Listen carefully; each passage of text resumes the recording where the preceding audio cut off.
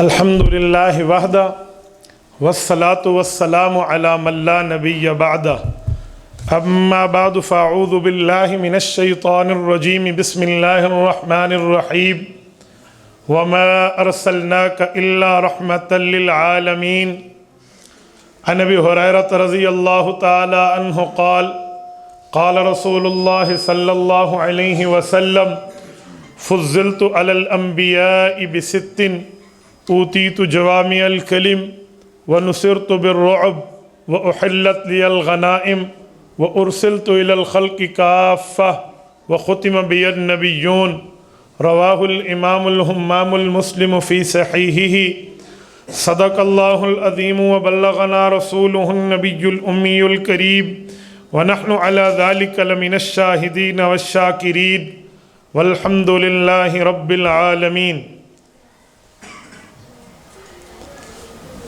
رشتہ نہ ہو قائم جو محمد سے وفا کا صلی اللہ علیہ وسلم، رشتہ نہ ہو قائم جو محمد سے وفا کا، پھر جینا بھی برباد ہے مرنا بھی اکارت۔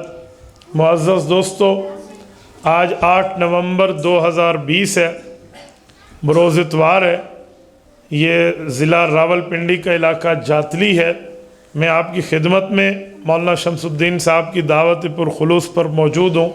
دعا فرمائیں اللہ ہمارا آنا اور آپ کا سننا قبول فرمائے۔ سرور کائنات حضرت محمد مصطفیٰ احمد مجتبیٰ صلی اللہ علیہ وآلہ وسلم وہ ذات اقدس ہیں جو اس کائنات میں وحید العصر والزمان ہے۔ اس کائنات میں رسول اللہ کی عظمت، ہیبت، قوت، منقبت سب سے علیحدہ ہے، سب سے جدا ہے۔ جو مقام رسول اللہ کو ملا ہے اس جیسا کائنات میں کسی کو نہیں ملا۔ حضور پاک علیہ الصلوۃ والسلام کو جو مقام ملا ہے اس سے مرتبہ نکال کے باقی انبیاء پر تقسیم کیا گیا ہے۔ قاسم العلوم والخیرات، بانی دارالعلوم دیوبند، حجت الاسلام والمسلمین، حضرت امام مولانا محمد قاسم النانوتوی، اللہ اس کی قبر پہ کروڑوں اربوں رحمتیں نازل فرمائے۔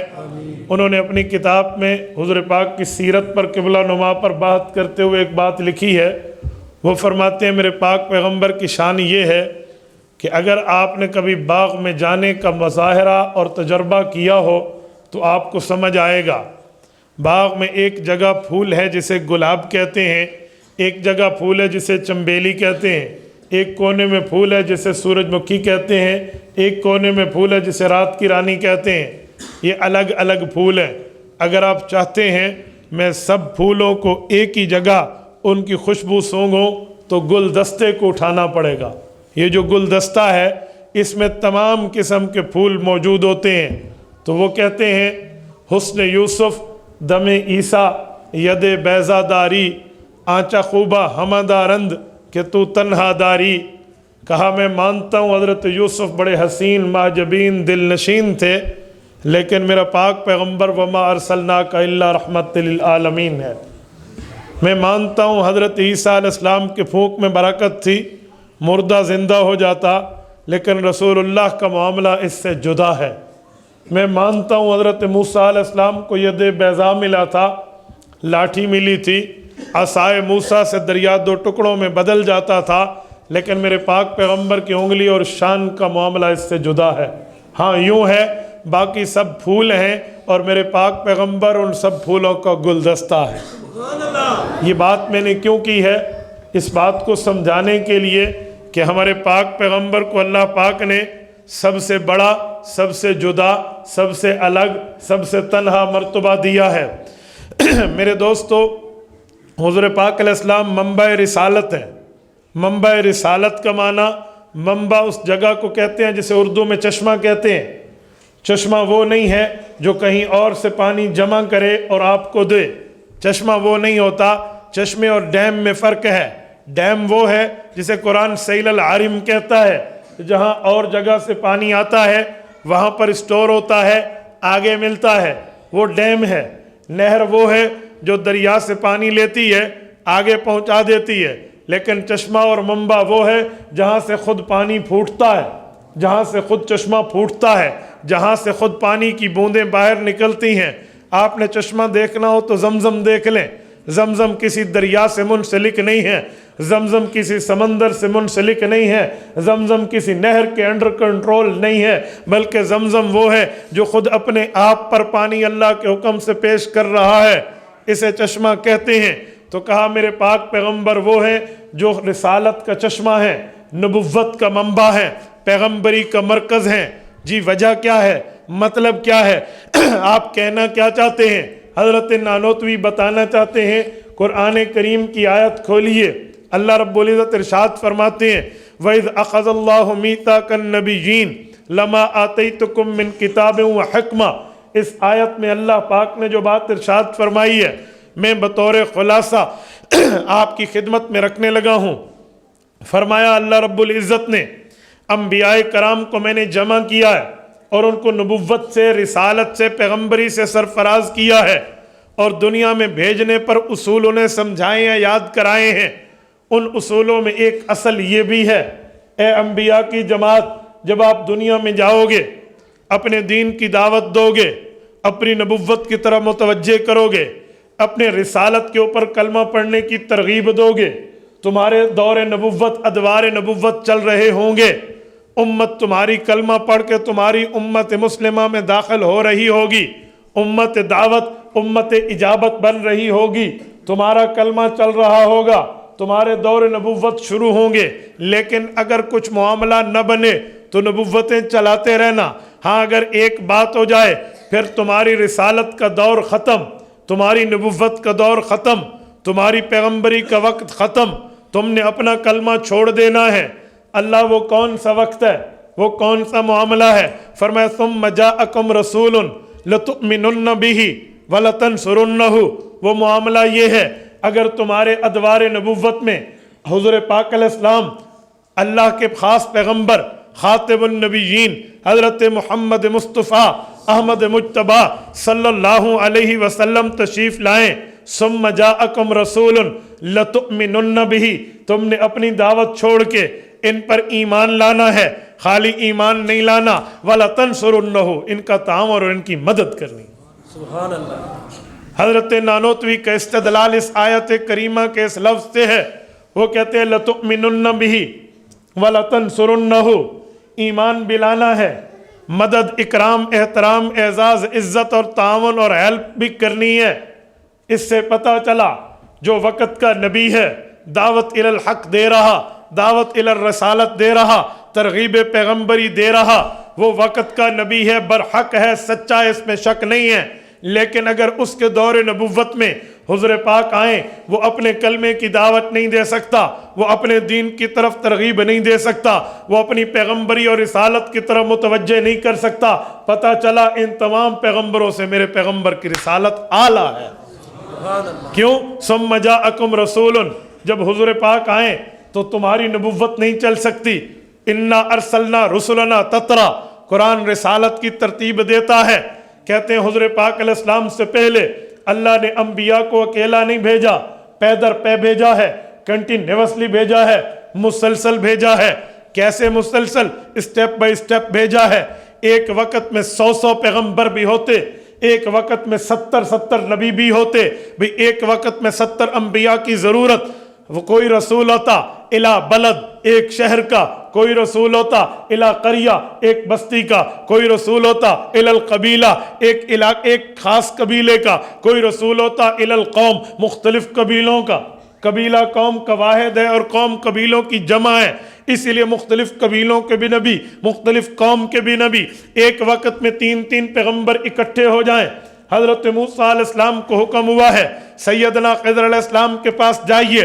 حضرت موسیٰ جس شخصیت کو ساتھ لے کر چلے ہیں اس شخصیت کا نام سیدنا یوشع بن نون ہے۔ یہ یوشع بن نون وہ ہیں جیسے ہمارے پاک پیغمبر کے ساتھ حضرت ابوبکر صدیق ہوتے، وہ حالت سفر ہو یا حالت حضر ہو، وہ جلوت ہو یا خلوت ہو، وہ جنگ ہو یا امن ہو، وہ گھر ہو یا باہر ہو، وہ مسجد ہو یا مدرسہ، صحاب صفہ ہو، ابوبکر حضور پاک کے ساتھ ہوتے، حضور پاک علیہ الصلوۃ والسلام کے ساتھی ہوتے۔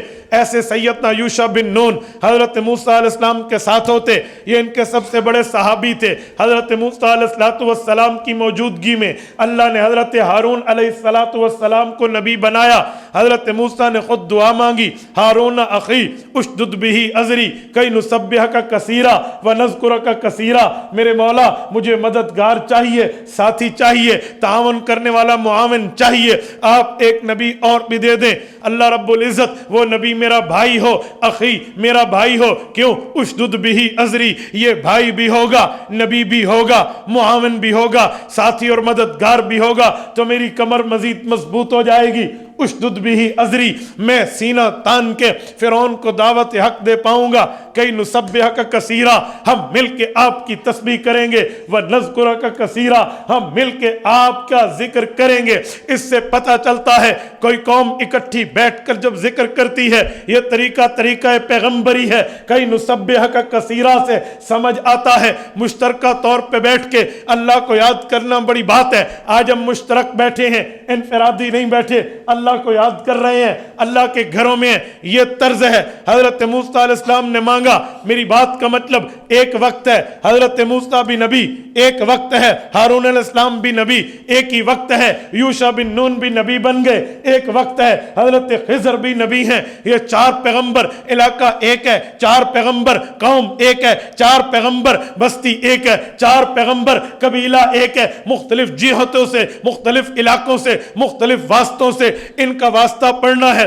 اتنے پیغمبر اکٹھے آتے، ملک کے، شہر کے، قبیلے کے، علاقے کے، قوم کے، یہ سب جمع ہو کر دعوت دیتے۔ لیکن حضور پاک علیہ السلام سے پہلے جو انبیاء آتے، حضرت موسیٰ کی موجودگی میں حضرت ہارون آئے ہیں، حضرت موسیٰ کی نبوت ختم نہیں ہوئی، حضرت ہارون کے ساتھ حضرت یوشع بن نون آئے ہیں، حضرت ہارون کی نبوت منسوخ نہیں ہوئی، حضرت یوشع بن نون کی موجودگی میں حضرت خضر علیہ السلام موجود ہیں، نبوت منسوخ نہیں ہوئی۔ والد ابراہیم نبی ہے، بیٹا اسحاق نبی ہے، بیٹا اسماعیل نبی ہے۔ ان تین پیغمبروں نے ایک وقت میں پیغمبری پائی ہے۔ کسی کی نبوت دوسری نبی کے لیے یوں نہیں ہوئی کہ اس کی نبوت کو بند ہو جائے، ایک وقت ہے، والد نبی ہے، حضرت زکریا علیہ السلام، بیٹا نبی ہے، حضرت یحییٰ علیہ السلام۔ رب فرماتے ہیں یا زکریا انا نبشرک بغلام اسمہ یحییٰ لم نجعل لہ من قبل سمیہ، اے زکریا ہم تمہیں اولاد دیں گے جس کا نام بھی ہم رکھیں گے، وہ یحییٰ ہوگا۔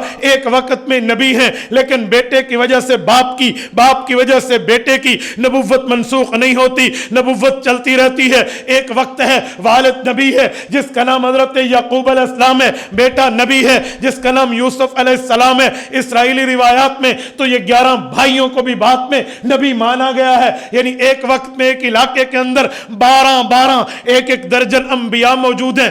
مجال ہے کہ کسی کی موجودگی میں دوسری نبوت بند ہو جائے، کسی کی موجودگی میں دوسرے کا کلمہ ختم ہو جائے، کسی کی موجودگی میں کسی اور کی دعوت ختم ہو جائے، کسی کی موجودگی میں کسی اور نبی کی ترغیب اور توجہ ختم ہو جائے۔ جی نہیں، انا ارسلنا رسلنا تترا، برابر چلے ہیں، پیدر پہ چلے ہیں، اکٹھے چلے ہیں، مشترک چلے ہیں، ایک وقت، ایک لمحہ، ایک لحظہ، ایک آن میں چلے ہیں۔ ان کی نبوت ایک دوسرے پر اثر انداز نہیں ہوئی، کیوں؟ یہ نبی جو پھول ہیں، اب آخری نبی نے آنا ہے جس کا نام خاتم النبیین ہے، جس کی صفت سید المرسلین ہے۔ یہ آئیں گے تو کیا ہوگا؟ حضرت نانوتوی کہتے ہیں رب نے فرمایا ثم جاءکم رسول، نبوتیں تمہاری ہوں گی، دعوتیں تمہاری ہوں گی، علاقہ تمہارا ہوگا، وقت تمہارا ہوگا، لیکن تمہارے دور نبوت میں حضور آ جائیں، حضرت آدم تا عیسیٰ علیہم السلام، سب کی نبوت کا حکم بند، سب کی رسالت کا حکم بند، سب کی شریعت کا حکم بند، سب کے کلمے کو چھوڑ دینا ہے۔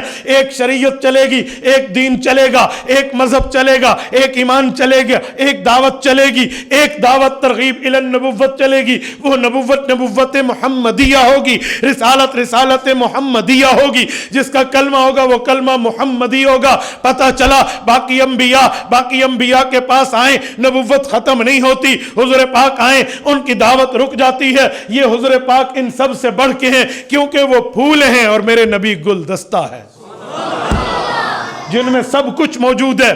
اب کیا سمجھ آیا جب بندے کے پاس چشمہ ہو پھر دریا کی کیا ضرورت، جب چشمہ ہو نہر کی کیا ضرورت، جب چشمہ ہو پھر بندے کے پاس ڈیم کی کیا ضرورت؟ کیوں؟ چشمے سے معاملہ ابلتا ہے، چشمے سے معاملہ نکلتا ہے، چشمے سے معاملہ جاری ہوتا ہے، چشمے سے معاملہ آگے جاتا ہے۔ اس سے سمجھ آیا حضور پاک چشمہ نبوت، مرکز نبوت، منبع نبوت ہیں۔ حضور پاک علیہ السلام سے نبوتیں، حضور پاک سے دعوتیں، حضور سے عزتیں، حضور سے مرتبے، حضور سے رتبے، حضور سے مقام، حضور سے درجے، حضور سے معجزے نکلتے ہیں، باقی انبیاء کو ملتے ہیں۔ تبھی تو کہا حضرت یوسف کا حسن اپنی جگہ، موسیٰ علیہ السلام کا عصا اپنی جگہ، عیسیٰ علیہ السلام کا معجزہ اپنی جگہ، آنچ خوبہ ہمادارن، وہ سارے اپنی جگہ اچھے ہیں، پر تو تنہا داری، تو اکیلا ایک جگہ ہے۔ اس سے سمجھ آیا میرے پاک پیغمبر اعلیٰ بھی ہیں، عظیم بھی ہیں، ان سب سے آگے ہیں۔ میں ایک جملہ مزید بھی کہتا ہوں، توجہ رکھنا۔ حسن یوسف، حضرت یوسف علیہ السلام کا حسن یہ ہے، بادشاہ کی بیوی نے خرید لیا ہے اور خود فرفتہ ہو گئی ہے، ہتھیار ڈال بیٹھی ہے، دل دے بیٹھی ہے، آنکھ لڑ گئی ہے، اب کیا کرے گی؟ اب اس نے چاہا میں گناہ پر مجبور کروں، لیکن شخصیت یوسف علیہ السلام، رعب اور مرتبہ اور دبدبہ اور ہیبت پیغمبری اس بات کی دعوت اعلانیہ کی اجازت نہیں دیتی تھی۔ اس نے تنہائی اختیار کی، ورنہ بعد شہزادی کے لیے تو کیا مجمع اور کیا تنہائی، اس کا تو ہدا چلتا ہے، اس کا تو پاور کا ڈنڈا چلتا ہے، لیکن یوں نہیں۔ ایک کمرہ کہا ہیبت، دوسرا کمرہ کہا خوف، تیسرا کمرہ، 7 کمروں سے کراس کرایا، 7ویں کمرے میں لا کر ایک ایک دروازے کو لاک کیا، مکفل کیا، کنڈی بند کی، حضرت یوسف علیہ السلام کو سامنے رکھا، کیا کہا؟ قالت حیت لک، آ میرے قریب آ جا، آ گناہ کی بات کا ارتکاب کر لیتے ہیں۔ سورت نمبر 12 سورت یوسف، رب کائنات فرماتے ہیں وَلَقَدْ هَمَّتْ بِهِ وَهَمَّ بِهَا لَوْلَا أَن رَأَىٰ بُرْهَانَ رَبِّي۔ یہاں برہان ربی سے مراد ایک تفسیر میں پیغمبری بھی ہے، درجہ نبوت بھی ہے۔ فرمایا اگر پیغمبر درجہ نبوت اور رتبے پہ یوں فائز نہ ہوتا، ہو سکتا تھا گناہ ہو جاتا، لیکن وقت کا نبی کون ہوتا ہے؟ قرآن کہتا ہے وَكَذَلِكَ لِنَصْرِفَ عَنْهُ السُّوءَ وَالْفَحْشَاءَ، اس سے گناہ کو، اس سے غلطی کو، اس سے نافرمانی کو، اس سے اللہ کی بات کے توڑنے کو دور رکھا جاتا ہے، وہ گناہوں سے معصوم ہوتا ہے۔ اس نے دعوت دے دی، حضرت یوسف علیہ السلام نے پیچھے مڑ کے دیکھا، دروازہ ایک بھی بند، 6 اور بھی بند ہیں۔ یہاں سبب ختم ہو جاتے ہیں، اسباب ختم ہو گئے، اب کیا کروں؟ یاد رکھیں جب سب دروازے بند ہو جائیں وہ ایک دروازہ کھلا رہتا ہے، جب سب سے نظریں ہٹ جائیں تو ایک ہے نا، اللہ لا الہ الا هو الحی القیوم لا تأخذہ سنۃ ولا نوم، اور رب وہ ہے جو حی بھی ہے، کبھی موت نہیں آ سکتی، قیوم بھی ہے، تھامنے والا ہے، لا تأخذہ سنہ، بڑی چیز موت، چھوٹی چیز نیند، اس سے چھوٹی چیز اونگ ہے، موت تو دور رہی، نیند تو دور رہی، رب پر اونگ بھی نہیں آ سکتی، لا تأخذہ سنۃ ولا نوم، اور رب نے سب کو تھاما ہوا ہے، ولا یعودہ حفظہما، دنیا کا کوئی مائی کا لال اتنی جرات، طاقت، ہمت، شکت، قوت نہیں رکھتا جو اللہ کے معاملے میں آڑے آ جائے۔ کیوں؟ اللہ الصمد، وہ رب بے نیاز ہے، یحتاج کل شیء الیہ ولا یحتاج الی احد۔ تفسیر اٹھائے نصفی، سب اس کے محتاج، الصمد کا معنی وہ کسی کا محتاج نہیں ہے۔ جب اسباب ختم ہو گئے، وقت کے پیغمبر حضرت یوسف علیہ السلام کی نظر مسبب الاسباب پہ تو پہلے ہی تھی، کہا میرے مولا سبب تیرے ہاتھ میں ہے، ہمت میرے پاس ہے، ارادہ میرے پاس ہے، شروع میں کرتا ہوں، پورا تو کرا دینا۔ جسم کی آنکھیں دیکھ رہی تھی، سامنے دروازہ بند ہے، تالا لگ چکا ہے، چابی میرے پاس نہیں ہے، لیکن قدم تو اٹھا سکتا ہوں، آگے معاملہ اللہ کے حوالے۔ انہوں نے قدم اٹھایا، اس طرف بڑھے ہیں، اسے کہتے ہیں صرف ہمت، اپنی طاقت کو لگانا، یہ تصوف کی اصطلاح ہے، اپنی طاقت کو لگانا، طاقت کو لگایا اور پاؤں آگے کیا، اللہ پاک کا ایک شان کا ظہور ہوتا ہے، کیا تالا اور کیا کنڈی اور کیا دروازہ کھل گیا۔ جب ایک دروازہ کھلا تو 6 اور کھولنے بھی تو کوئی مشکل نہیں ہے۔ وَمَا ذَلِكَ عَلَى اللَّهِ بِعَزِيزٍ، یہ رب پر مشکل نہیں ہے، کھلتے چلے گئے۔ جب باہر آئے قرآن کہتا ہے وَأَلْفَ يَا سَيِّدَهَا لَدَى الْبَابِ، وہ بھی پیچھے دوڑتی ہوئی آ رہی ہے اور قمیض کے پچھلے دامن سے پکڑتی ہوئی آ رہی ہے، یار بات تو مان لے، بات تو مان لے، بات تو مان لے۔ نہیں، یہ ہیں جو گناہ کی طرف دیکھتے نہیں ہیں۔ خاوند نے جب دیکھا رنگے ہاتھوں بیوی کا معاملہ تو پہلے بیوی بولی، آپ کا عزت دار گھرانہ ہے، آپ کے گھرانے پہ اگر کوئی بری نظر رکھے تو اس کا کیا علاج ہونا چاہیے؟ اب خاوند کا جواب تھا موت ہونی چاہیے، تو اس نے جواب میں کیا کہا؟ نہیں، یا تو گرفتار کر دیں یا کوئی سخت سزا دے تاکہ موت نہ آئے۔ وہ عشق آڑے آ گیا، قید ہو گیا، تفتیش ہوئی، بھئی سچا جھوٹا کیسے، اب تو گواہ نہیں ہے۔ حضرت یوسف علیہ السلام کے حق میں گواہی رب نے وَشَاهِدَ شَاهِدٌ مِّنْ أَهْلِهَا زلیخا کے گھر سے دلوائی، إِنْ كَانَ قَمِيصُهُ قُدَّ مِن دُبُرٍ وَقُدَّ مِن قُبُلٍ، دونوں باتیں ہیں۔ کہا یہ دامن کو دیکھو، آگے سے پھٹا ہے تو مرد مجرم ہے، پیچھے سے پھٹا ہے تو عورت مجرم ہے، اس نے پکڑا ہے۔ وہ تو پیچھے سے پھٹا تھا لیکن بے عزتی بچانے کے لیے۔ اب سرکار اپنی بچانی تھی نا، حکومت بچانے کے لیے تو جو ایرے غیرے لتھو خیرے سے مدد ملے لے لیں، بچ جائے، میری کرسی بچ جائے، میری کرسی کو کچھ لو، جو بھی ہو جائے جو میری کرسی بچے۔ ان نے سزا بیوی کو دینے کے بجائے حضرت یوسف کو جیل میں ڈال لیا۔ جب یہ خبر عام ہوئی، توجہ رکھنا، یوسف علیہ السلام بطور غلام تھے وہاں پر، خبر عام ہوئی، سہیلیوں نے، اس کے کلاس میٹ نے، باقی لوگوں نے زلیخا کو کہا بے وقوف، اسٹوپڈ، دماغ دیکھا ہے اپنا، اتنی بڑے رتبے والی غلام پہ عاشق ہو گئی، یوں کر کے اس کی بے عزتی انسلٹ ہوئی۔ انہوں نے کہا اچھا میں دیکھتی ہوں تمہارے ساتھ، تم نے دیکھا نہیں ہے یوسف ہوتا کیا ہے۔ ایک پارٹی سیلیبریٹ کی، اپنی ہر سہیلی کے ہاتھ میں ایک چھری دی اور ایک پھل کاٹنے کے لیے سامنے رکھا ہے، اور غلاموں کا عین اس وقت یوسف کو باہر نکالنا ان کے دیدار کرانے کے لیے جب یہ چھری سے پھل کاٹ رہی ہوں۔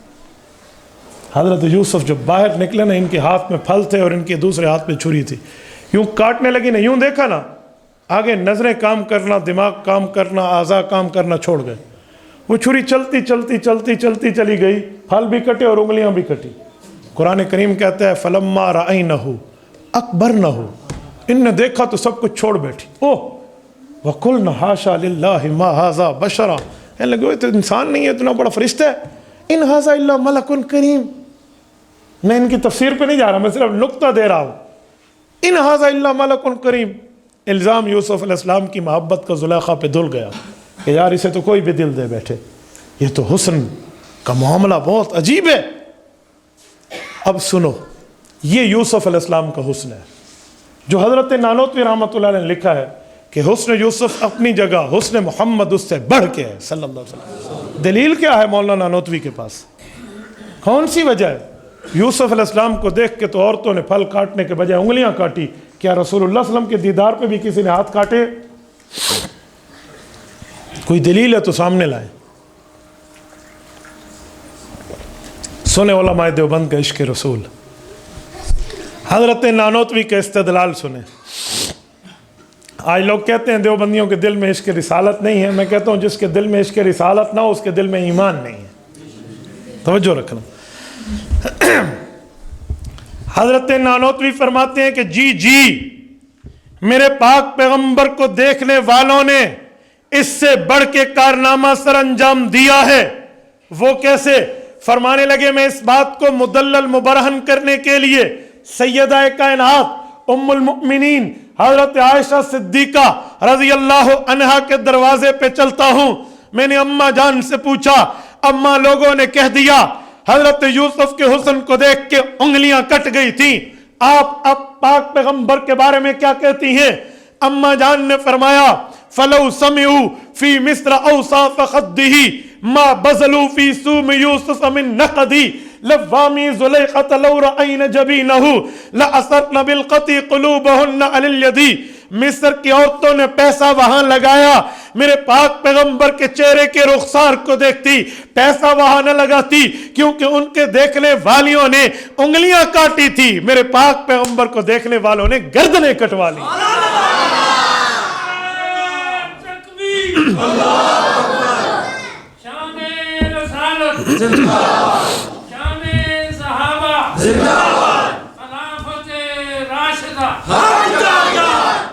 सवाल ये है कि बात तो ठीक है, गर्दनें कटवाई हैं साहबा ने, मक़लूबुल अदल हनाजिर, सूरत नंबर 33 सूरत अहज़ाब रकू नंबर 1 पारा नंबर 21।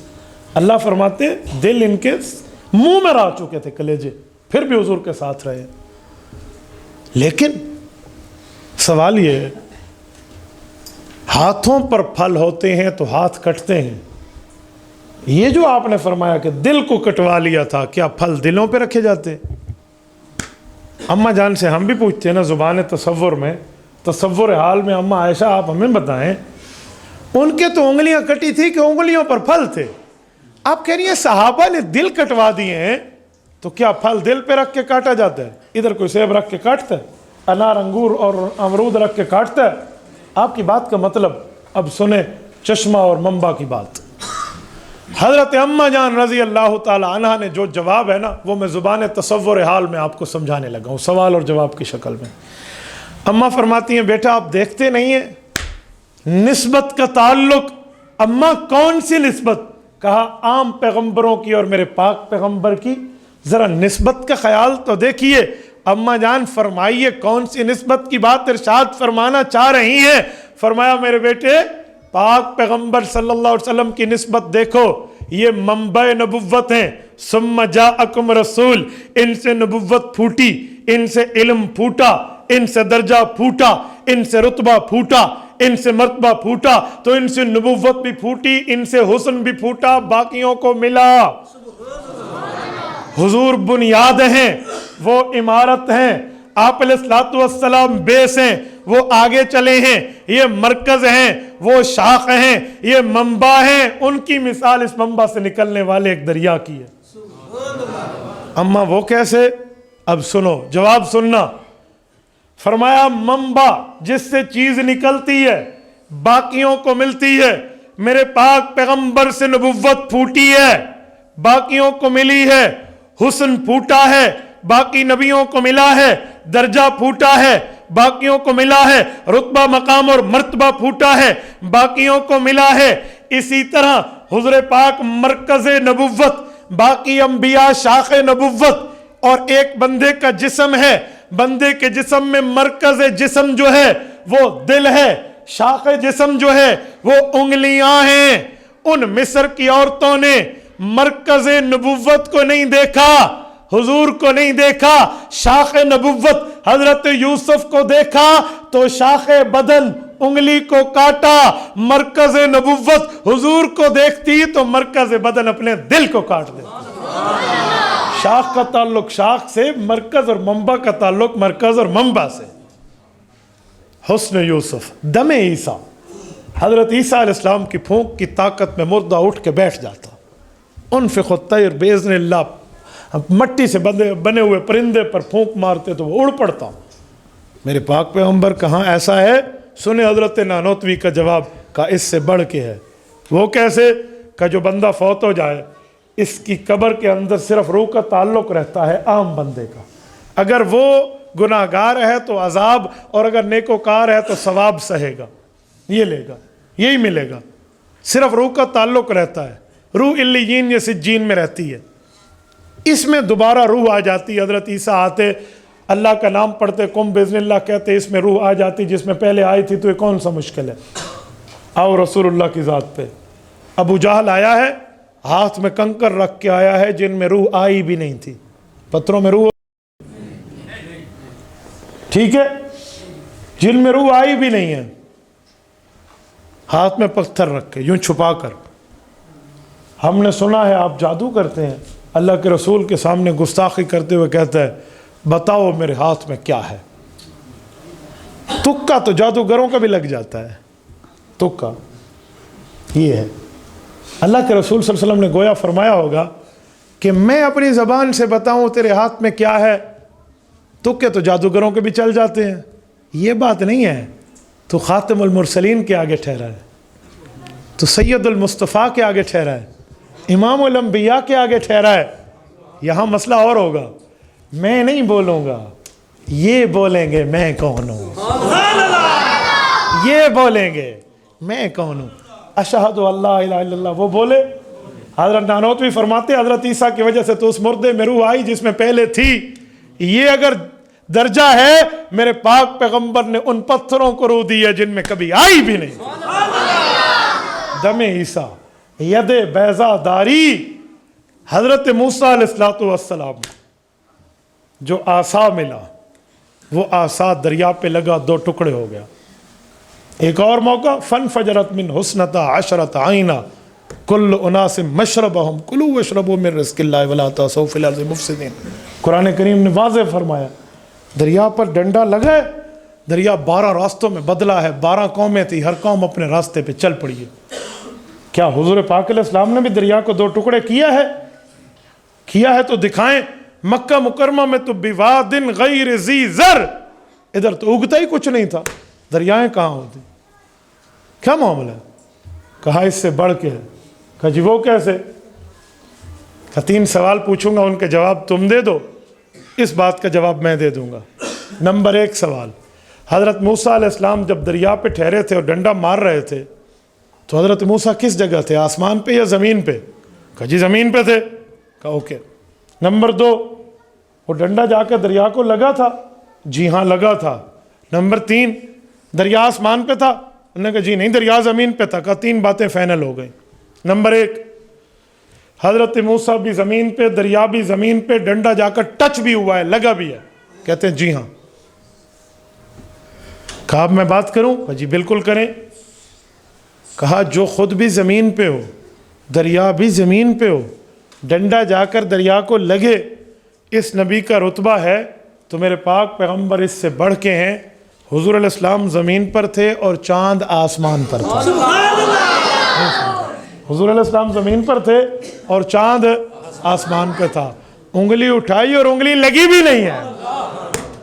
قرآن کہتا ہے اقتربت الساعۃ وانشق القمر، اس انگلی نے چاند 2 ٹکڑے کر دیا۔ وہ نبی ہے تو یہ منبع رسالت اس سے بڑھ کے۔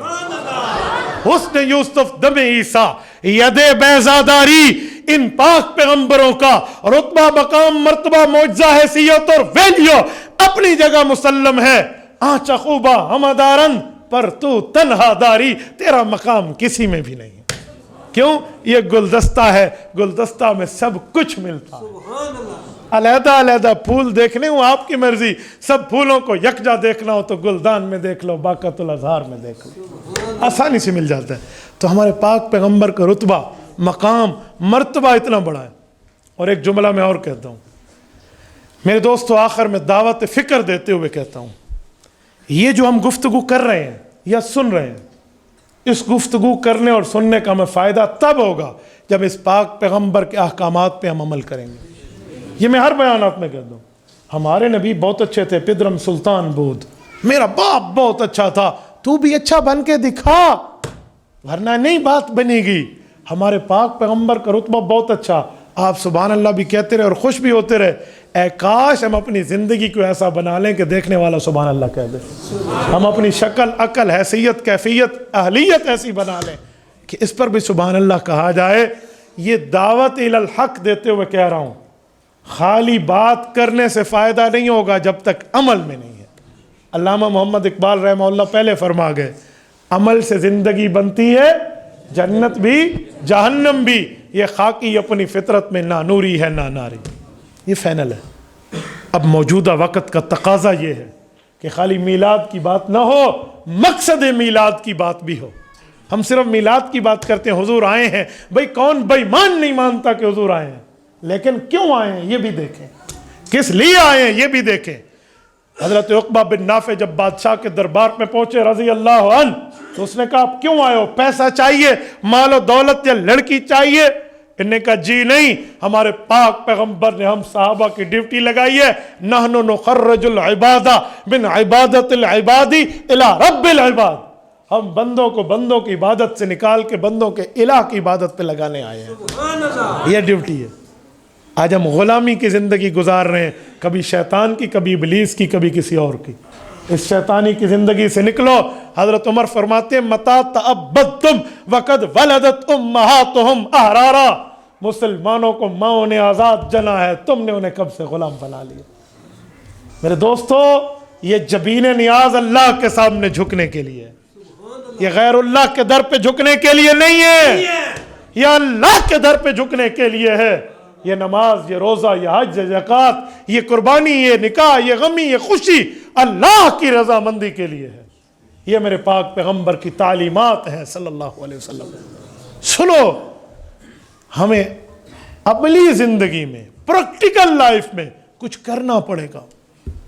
ہمیں یاد ہی نہیں ہے کہ ہم نے آخری بار نماز کب پڑھی تھی اور میں رسول کا غلام ہوں. یہ جملہ تمہیں فائدہ نہیں دے گا جب تک حضور کی غلامی کے کام پہ عمل نہیں کرو گے. میرے دوستو، ناراض نہ ہونا. رسول اللہ صلی اللہ علیہ وسلم جب دنیا میں آئے تھے، ابو لہب نے باندھی آزاد کی تھی، لیکن ابو لہب کے لیے قرآن کی آیت آئی ہے وَامْرَأَتُهُ حَمَّالَةَ الْحَطَبِ، اکیلا نہیں، ود فیملی جہنمی ہے. اور ابو بکر نے خالی خوشی نہیں کی، عمل بھی کیا ہے. ان اکرمکم عند اللہ اتقاکم، اللہ نے امت میں سب سے بڑا تقوی دار کہہ دیا. وَلَقَدْ صَدَّقَ بِهِ، وَلَقَدْ کیسے آیت ہے؟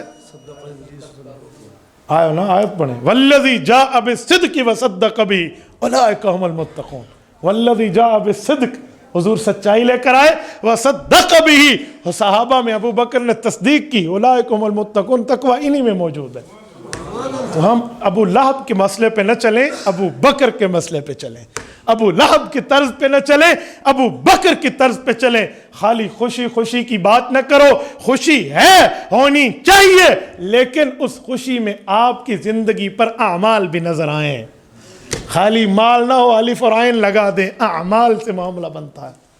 عمل نہ ہو، پھر ہم ایسے.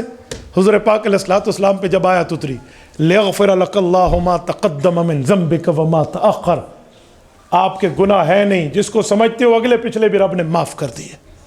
گناہوں سے معصوم پیغمبر. آپ علیہ السلام نماز کے لیے اٹھے. اماں صدیقہ رضی اللہ عنہ فرماتی حتیٰ توارمت قدما، اتنی لمبی نماز کے حضور پاک کے پاؤں مبارک میں ورم آ جاتا، درد آ جاتا، تکلیف ہو جاتی. اماں عائشہ نے عرض کیا یا رسول اللہ، اللہ نے تو آپ کے گناہ معاف کر دیے، آپ کے قریب تو گناہ پھٹکتا بھی نہیں ہے، آپ تو گناہوں کے معالج اور حکیم ہیں، آپ تو اس کا علاج کرتے ہیں، اور آپ اللہ کے سامنے اتنا رو رہے اور اتنی لمبی نماز. حضرت عائشہ کو دیکھ کر فرمایا افلا اکون عبدا شکورا، رب نے اتنا کرم کیا، میں شکر گزار بندہ نہ بنوں؟ آج ہمیں کچھ مسئلہ بھی نہیں پتہ، کوئی پرواہ نہیں ہے. یہ بخشش نہیں ہو سکتی، رب کر دے، رب کے اختیار میں. ہم شریعت کے اصول کے پابند ہیں. اعمال کریں، دینی معاملات میں چلیں، خود کو دینی معاملات میں ڈھالیں، حقوق اللہ کا خیال کریں، حقوق العباد کا خیال کریں.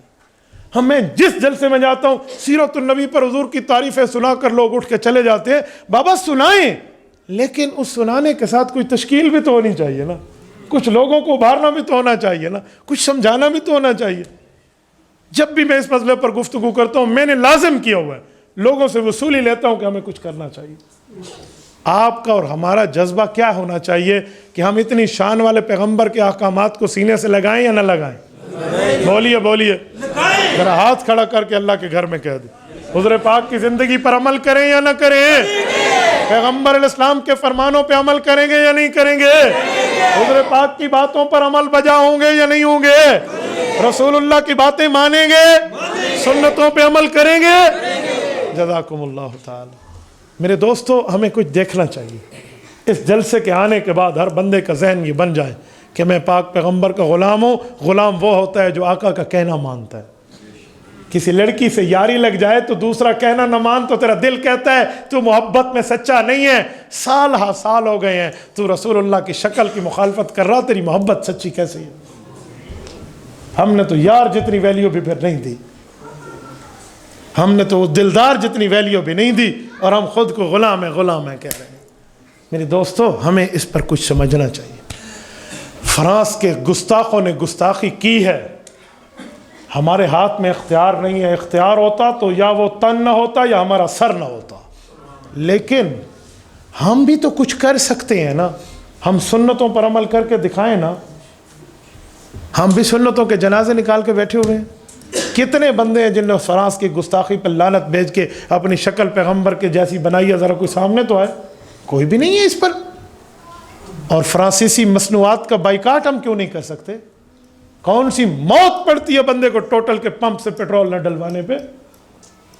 یہ کیا ضرورت ہے فار کار یو کی, جو ہے نا کیا کہتے ہیں وہ ریسٹورنٹ میں رہنے کی, جو فرانسیسی مصنوعات کے ان کی خوشبو پرفیوم ہے لنڈن, پیرس, نیو یارک کی, کیا ضرورت ہے ہمیں استعمال کرنے کی؟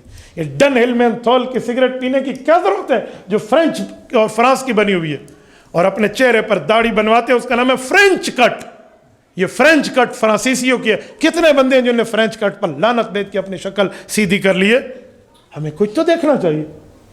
یاد رکھنا, حضرت ابراہیم علیہ السلام کو جب آگ میں ڈالا گیا تھا نا, تو ایک پرندہ اپنی چونچ میں پانی لے کر آیا تھا. وہ آگ نہیں بجھا پایا تھا چیخا کی, لیکن وہ پرندہ شریعت کی نظر میں ایک معتبر اور شریعت کی نظر میں قابل قدر ہو گیا. ہم فرانس جا نہیں سکتے, ہمارے لیے ویزا کی پابندیاں ہیں, لیکن ہم ان کی مخالفت کر کے حضور کے غلاموں میں اپنا نام تو لکھوا سکتے ہیں نا. میں نے تو طے کیا ہوا ہے اس پمپ سے پیٹرول نہیں ڈلواؤں گا, بلکہ اس دن میں اس پمپ پہ رکا جو اس کمپنی کا تھا. وہاں کے ملازمین سے میں نے پوچھا, میں نے کہا ایک بات پوچھوں؟ جی پوچھے. میں نے کہا تم نے حضور کا کلمہ نہیں پڑھا؟ پڑھا ہے. میں نے کہا ان بے ایمانوں کے پمپ پہ کیوں کام کر رہے ہو؟ جی ہمارا رزق ہے, ہم بچوں کا پیٹ پالنا ہے. اے طائر لاہوتی, اس رزق سے موت اچھی جس رزق سے آتی ہو پرواز میں کوتاہی. ریڑھی لگانے والا بھی اپنے بچوں کا پیٹ پالتا ہے, ہم رسول اللہ کے گستاخ کے پمپ پہ کام کر جائیں. میری اللہ کی قسم میرے ضابط کے بندھن ٹوٹ جاتے ہیں اس مسئلے پر. ان گستاخوں پر لعنت بھیجو, ان چیزوں کا بائیکاٹ کرو. کل قیامت میں سفارش ہم نے رسول اللہ سے لے لی. آقا نامدار کو ہم نے منہ لگانا ہے. سنتوں پر عمل کرو اور کل قیامت میں اللہ کے رسول کو کہہ سکو یا رسول اللہ میں گناہگار ضرور تھا, ان نے گستاخی کی ہے, میں نے اس کے جواب میں جو کر سکتا تھا میں نے اپنا چہرہ آپ کی سنت کے مطابق بنا دیا. میں دست بستہ گزارش کروں گا ان بھائیوں سے جو اس مجمع میں بیٹھے ہیں اور ان کا چہرہ مسنون نہیں ہے, وہ اللہ سے وعدہ کر کے کہیں ہم اپنے چہرے کو حضرت رسول اللہ کے مطابق بنائیں گے انشاءاللہ. میں تمہارے ہاتھ نہیں اٹھواتا, تم کہو گے شرمندہ کر رہا ہے. دل سے بات کر رہا ہوں, اپنے دل پر تھوڑی توجہ دو. ہم نے قبر میں جانے, اکیلی قبر آنی, اکیلی. وہاں ماں باپ ساتھ نہیں ہوں گے, بہن بھائی ساتھ نہیں ہوں گے, یہ میرے فیس بک اور انٹرنیٹ کے فرینڈ ساتھ نہیں ہوں گے, یہ میرے کنٹیکٹ ساتھ نہیں ہوں گے, یہ روابط میں ایک اسپیڈ ڈائل پہ میرا فلاں اور اسپیڈ ڈائل پہ فلاں یہ ساتھ نہیں ہوگا. جس بیوی کے لیے حرام کمایا وہ بیوی ساتھ نہیں ہوگی, جس اولاد کے لیے جھوٹ بولا, رشوت دی اور رشوت لی, یہ ساتھ نہیں ہوگا. اکیلا تنہا ہوگا. وَنَسُوقُ الْمُجْرِمِينَ إِلَىٰ جَهَنَّمَ وِرْدًا, اکیلا رب لے کر جائے گا, اکیلا. اور وہاں فرشتوں نے آنا ہے, وہاں حق حساب ہونا ہے, وہاں پر سوال اور جواب ہونا ہے. وہ قبر کی سختی ہے جو دن میں 5 بار بندے کو پکارتی ہے, وہاں جواب ہم نے دینا ہے. ہم نے ایمان سے فیصلہ کر لو کہ دنیا میں کیسی وقت گزارنی ہے تاکہ آخرت میں اٹھ پائیں. لوگ سمجھتے ہیں مولوی تو تمہیں سمجھا رہا ہے, ایک نہ 10 دفعہ عوام نہ مانے, ہماری ذات پہ کون سا فرق پڑتا ہے. لیکن ہم سمجھا رہے, کوئی آپ کے سمجھانے سے میرے گھر کا کچن ریلیٹڈ نہیں ہے کہ تم نہیں سمجھو گے تو ہمارے کچن نہیں جلے گا. اس سے بات نہیں کر رہا, میں اخلاص سے بات کر رہا ہوں, ایمان سے بات کر رہا ہوں, جذبہ ایمانی سے بات کر رہا ہوں, اس سیرت النبی کے پروگرام کے حوالے سے بات کر رہا ہوں. کرو گے انشاءاللہ ان باتوں پہ عمل؟ اور آخری گزارش, یہ موبائل ہر کسی کے پاس موجود ہے, اس انٹرنیٹ کو استعمال کرتے ہو اسے چھری سمجھو. چھری اپنے مال پہ چلاؤ تو جائز ہے, دوسرے کے مال اور دوسرے گردن پہ چلاؤ تو حرام ہے. اس کا استعمال صحیح کرو. یا تو آئیڈیز بناؤ, نہیں بنائی ہے تو پھر یہ گانے شیئر نہیں کیا کرو, یہ فلمیں شیئر نہیں کیا کرو, یہ گستاخوں کی چیزیں شیئر نہیں کیا کرو. لعنت بھیجو اس پر. ایک وقت رکھو, مثلا فلاں ٹائم سے فلاں ٹائم میں کام کروں گا اور وہ بھی دین کے لیے کروں گا. کوئی اچھی چیز وہاں لگاؤں گا, کوئی اچھا، یہ فیس بک کا مطلب کیا ہے؟ فیس چہرے کو کہتے ہیں، بک کتاب کو کہتے ہیں. تمہارا کتابی چہرہ، وہاں لکھا ہوا تمہارا چہرہ پیش ہو رہا ہوتا ہے کہ کیڑا مکالا ملز یا کیا اچھا کیا ہے اس نے، وہاں پیش ہو رہا ہوتا ہے. بندہ مر گیا، پاس ورڈ میرے پاس ہوگا، میں قبر میں ہوں گا اور یہاں سے ڈیلیٹ کوئی غلط چیز نہیں کر سکے گا، اور میں بھگتتا رہوں گا اور یہ شیئر ہوتی رہے گی. اسی لیے ان چیزوں پر لعنت بھیجو. جو گانے شعر ہیں وہ ڈیل کر دو، اہل حق کی چیزیں لگاؤ. یہ دنیا میں ہمارا براہ راست گفتگو نشر ہو رہی ہے. آپ فیس بک پر مفتی عبدالواحد قریشی لکھیں، آپ کو ہمارا پیج ملے گا. آپ ان بیانات کو آگے شیئر کریں، کوئی دنیا آخرت کا فائدہ تو ہوگا نا. آپ یوٹیوب پر میرا نام لکھیں، آپ کو ہمارا چینل نظر آئے گا. ایک بندہ مجھے کہنے لگا تم لوگوں کو انٹرنیٹ پر لگاتے ہو؟ میں نے کہا نہیں. کہتے پھر ترغیب کیوں دے رہے ہو؟ میں نے کہا حضرت جی مولانا الیاس دہلوی رحمۃ اللہ علیہ نے جب عورتوں کی جماعت شروع کی تھی نا مستورات کی، تو کسی نے کہا آپ نے عورتوں کو گھر سے نکالا. حضرت جی نے فرمایا میرے متھے یہ الزام نہ لگاؤ، عورتیں گھروں سے پہلے نکلی ہوئی تھیں، میں نے رخ بدلا ہے. بازار نہ جاؤ، اللہ والوں کے لیے آ جاؤ. میں نے کہا میں نے انٹرنیٹ پر دنیا کو نہیں لگایا، ہمارے متھے یہ الزام نہ لگانا. لوگ پہلے انٹرنیٹ استعمال کرتے تھے، ہم نے رخ بدلا ہے. اہل کفر نہ دیکھو، اہل حق دیکھو. ٹھیک ہے، کریں گے انشاءاللہ. اللہ آپ کو ہمیں صراط مستقیم عطا فرمائے. اقول قولی ھذا واستغفر اللہ وآخر دعوانا ان الحمد للہ رب العالمین.